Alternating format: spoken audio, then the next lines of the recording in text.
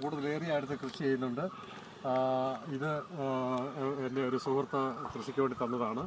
ആ കാല നമ്മൾ ഒരുക്കിയിട്ടിരിക്കുകയാണ്. രാവിലെ അത് തീ ഇട്ടിട്ടുണ്ടത്. ഈ പുതിയ ഈ വാഴകളൊക്കെ കളഞ്ഞിട്ട് നമുക്ക് പുതിയ വാഴകൾ വയ്ക്കണമെന്ന് ആഗ്രഹിക്കുന്നുണ്ട്.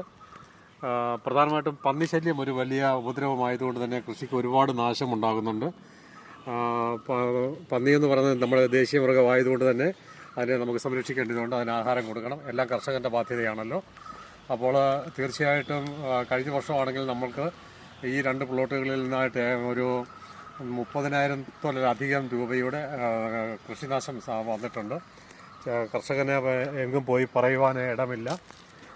അവൻ്റെ കഷ്ടപ്പാടിനെ കാണുവാനായിട്ട് ആരുമില്ല. ഇതാ നമ്മൾ അവിടോട്ടൊക്കെ നിങ്ങൾക്ക് കാണാവുന്നതാണ്. കാലമൊക്കെ ഒരുക്കി റെഡിയാക്കി ഇട്ടിരിക്കുകയാണ്, ഒരുക്കിക്കൊണ്ടിരിക്കുകയാണ്. അതിൻ്റെ പ്രവർത്തനങ്ങൾ നടന്നുകൊണ്ടിരിക്കുകയാണ്. ഇപ്പോൾ കടുത്ത വെയിലാണ്.